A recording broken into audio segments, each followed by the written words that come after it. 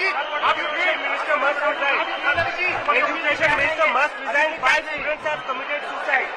নমস্কার, জনতার দর্পণ ইউটিউব চ্যানেলে আপনাদের সকলকে স্বাগত।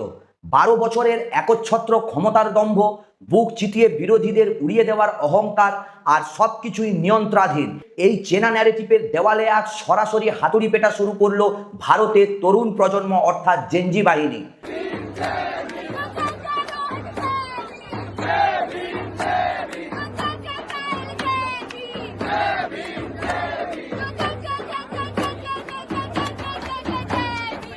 যে যুব সমাজকে এতদিন সোশ্যাল মিডিয়ার রিল আর ভার্চুয়াল দুনিয়ায় ব্যস্ত ভেবে অবহেলা করা হচ্ছিল, আজ তারাই মোদী সরকারের রাতের ঘুম কেড়ে নিতে দিল্লির রাজপথে নেমে এসেছে। প্রধানমন্ত্রী নরেন্দ্র মোদীর বাসভবন থেকে মাত্র 2 কিলোমিটার দূরে দিল্লির ঐতিহাসিক যন্তর মন্তরে আছড়ে পড়েছে তরুণদের এক অভূতপূর্ব মহাসমুদ্র।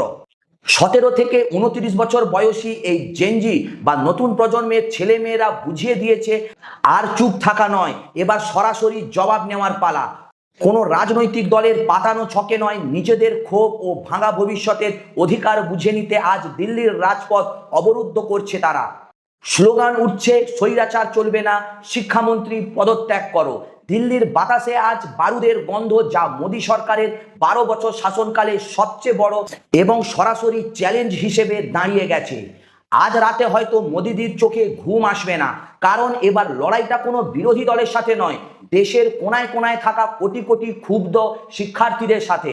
আজ ভোর থেকেই দিল্লির আবহাওয়া অন্যরকম বার্তা দিচ্ছিল। আনন্দ বিহার, পাহাড়গঞ্জ বা পুরনো দিল্লি রেলওয়ে স্টেশন, যেখানেই চোখ গেছে দেখা গেছে পিঠে ব্যাগ ঝুলানো হাজার হাজার তরুণ তরুণীর ভিড়। শুধু রেল স্টেশন নয় বন্ধুরা, বাস টার্মিনাল এবং দিল্লির বিমানবন্দর চত্বরেও ছাত্রদের জমায়েত ছিল চোখে পড়ার মতো।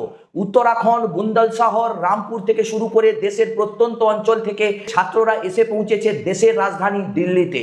পরিস্থিতি বেগতিক দেখে দিল্লি পুলিশ কমিশনারের নির্দেশে সকাল থেকেই যন্তর মন্তর চত্বরকে কার্যত একটি দুর্ভেদ্য সেনা ছাউনিতে পরিণত করা হয়। বন্ধুরা, নামানো হয় paramilitary force, rapid action force, tear gas squad এবং কুইক রিয়াকশন টিম। চারিদিকে কাঁটাতার আর লোহার ব্যারিকেডের দেওয়াল তুলে দেওয়া হয়েছিল যাতে ছাত্ররা এগোতে না পারে। কিন্তু ইতিহাসের চাকা যখন ঘোরে তখন ব্যারিকেড দিয়ে তা আটকানো যায় না। সকাল 8টার পর থেকেই যখন ছাত্রদের ঢল নামতে শুরু করে, তখন পুলিশ ও প্রশাসনের উপর প্রবল মানসিক চাপ তৈরি হয়। ছাত্ররা শুধু যন্তর মন্তর নয়, পার্লামেন্ট, থানা এবং বিমানবন্দরের বাইরেও জমায়েত হতে শুরু করে।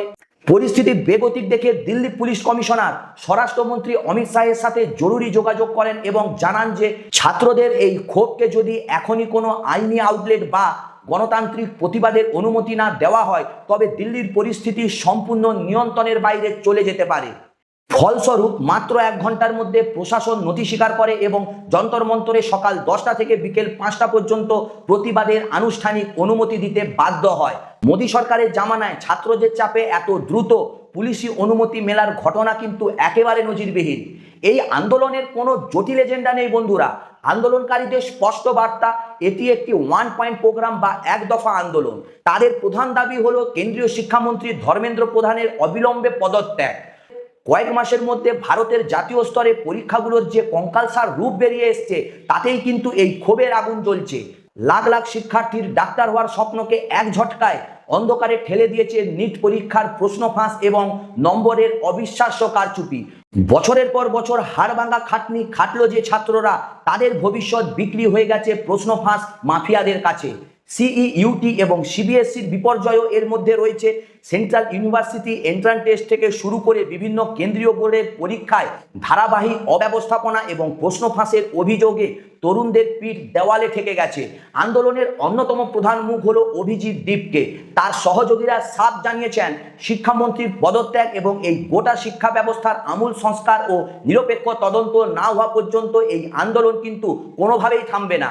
শিক্ষা ব্যবস্থার এই প্রাতিষ্ঠানিক পতন যুব সমাজ আর মেনে নিতে রাজি নয়। শিক্ষা দুর্নীতির পাশাপাশি এই আন্দোলনের পেছনে জ্বলছে চরম অর্থনৈতিক হাহাকার। ভারতের বর্তমান বেকারত্ব কোনো সাধারণ সংখ্যা নয় বন্ধুরা, এটি একটি জীবন্ত টাইম বোমা।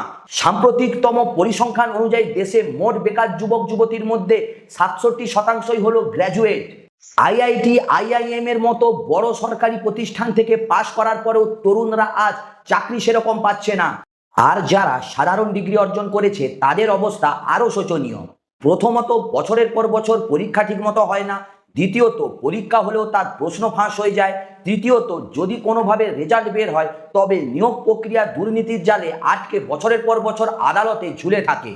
একজন তরুণ বা তরুণী তার জীবনের সোনালী সময় শুধুমাত্র একটা চাকরির আশায় লাইব্রেরি আর কোচিং সেন্টারের দেওয়ালে মাথা কুটে নষ্ট করছে। এই পঞ্জীভূত হতাশা এবং ক্রোধেরই বহিঃপ্রকাশ আজ দিল্লির রাস্তায় দেখা যাচ্ছে। এই আন্দোলনের রাজনৈতিক এবং সামাজিক সমীকরণটি অত্যন্ত আকর্ষণীয়। আন্দোলনের ডাক দিয়েছে ককরোচ জনতা পার্টি নামক একটি যুব সংগঠন, যার প্রতিষ্ঠাতা অভিজিৎ দীপকে আজ সকালেই আমেরিকার বোস্টন থেকে দিল্লি বিমানবন্দরে ল্যান্ড করেছেন। বিমানবন্দরে নামার সাথে সাথেই তাকে স্বাগত জানাতে হাজার হাজার ছাত্রছাত্রীরা জড়ো হয়। এই আন্দোলনে তরুণদের পাশে এসে দাঁড়িয়েছেন দেশের বিশিষ্ট শিক্ষাবিদ এবং বুদ্ধিজীবীরাও। আন্দোলনে যোগ দিয়েছেন ৭৪ বছর বয়সী প্রবীণ অধ্যাপক ডক্টর অখিল স্বামী। তিনি নিজেই ককরোচ জনতা পার্টিতে সামিল হয়ে ছাত্রদের সাথে ধর্নায় বসেছেন। অধ্যাপক স্বামীর বক্তব্য অত্যন্ত চাবুকের মতো। তিনি বলেছেন, একে দয়া করে ভিড় বলবেন না, এরা কোনো রাজনৈতিক দলের ভাড়াটে লোক নয়, এরা হলো দেশের সেই চিন্তিত, রক্তাক্ত ও প্রতারিত অভিভাবক এবং ছাত্র, যাদের ভবিষ্যৎ এই সিস্টেম অন্ধকার করে দিয়েছে। ডিগ্রি পাওয়ার পর পেপার লিক হয়, তারপর চাকরি মেলে না। এই অন্ধকারের বিরুদ্ধে লড়াইয়ে আমি আজ এই বয়সেও ছাত্রদের পাশে আছি। পাশাপাশি বন্ধুরা, সোনম ওয়াংরু, প্রকাশ রাজ এবং প্রশান্ত ভূষণের মতো খ্যাত সমাজকর্মী ও লিগ্যাল অ্যাক্টিভিস্টদের নামও কিন্তু এই আন্দোলনের সমর্থনের সাথে জড়িয়ে যাচ্ছে। বন্ধুরা, আন্দোলনকারীরা স্পষ্ট করে দিয়েছেন যে তারা কোনো নেতার পুজো করছেন না, তারা একটি কাজের পক্ষে লড়াই করছেন। রাজনৈতিক বিশ্লেষকদের মতে এই আন্দোলনে বিরোধী দলগুলোর, বিশেষ করে কংগ্রেস এবং রাহুল গান্ধীর একটি অত্যন্ত সুচিন্তিত ও কৌশলগত অবস্থান রয়েছে। রাহুল গান্ধী প্রথম থেকেই নিট পরীক্ষা এবং প্রশ্ন ফাঁসের বিরুদ্ধে সবচেয়ে সোচ্চার ছিলেন, কিন্তু এই জেনজি আন্দোলনে কংগ্রেস বা ইন্ডি জোটের কোনো নেতাকে কিন্তু যন্তর মন্তরে দেখা যাচ্ছে না, এবং পেছনে রয়েছে গভীর রাজনৈতিক চাল।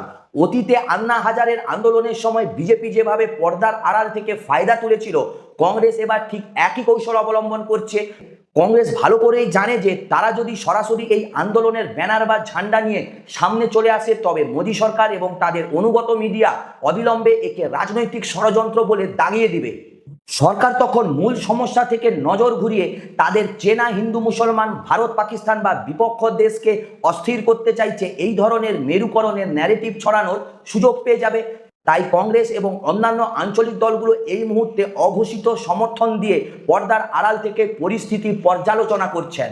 তারা চায় এই আন্দোলনটি সম্পূর্ণরূপে অরাজনৈতিক এবং ছাত্রদের নিজস্ব আন্দোলন হিসেবেই বজায় থাকুক, যাতে সরকারের উপরে নৈতিক চাপটা সর্বোচ্চ থাকে। দিল্লির যন্তর মন্তরের ধারণ ক্ষমতা সর্বোচ্চ ২ থেকে ৩ হাজার, কিন্তু যেভাবে ছাত্রদের ঢল নামছে তাতে প্রশাসন ইতিমধ্যে বিকল্প ব্যবস্থা হিসেবে রামলীলা ময়দানকে খুলে দেওয়ার কথাও ভাবছে, যেখানে প্রায় ১ লাখ মানুষ জমায়েত হতে পারে। বন্ধুরা, রামলীলা ময়দানকে খুলে দেওয়ার অর্থই হলো সরকার এই তরুণদের ক্ষোভকে ভয় পাচ্ছে এবং সরকার ভাবছে একে কোনো লাঠিচার্জ বা হিংসা দিয়ে দাবাতে গেলে হিতে বিপরীত হতে পারে। এই আন্দোলনকে অনেকেই বাংলাদেশ বা নেপালের সাম্প্রতিক যুব আন্দোলনের সাথে তুলনা করতে শুরু করেছেন। যদিও ভারতের পরিস্থিতিটা ভিন্ন, কিন্তু যুবশক্তির জাগরণ যে কোনো স্বৈরাচারী বা শক্তিশালী সরকারের ভিত নাড়িয়ে দেওয়ার জন্য কিন্তু যথেষ্ট।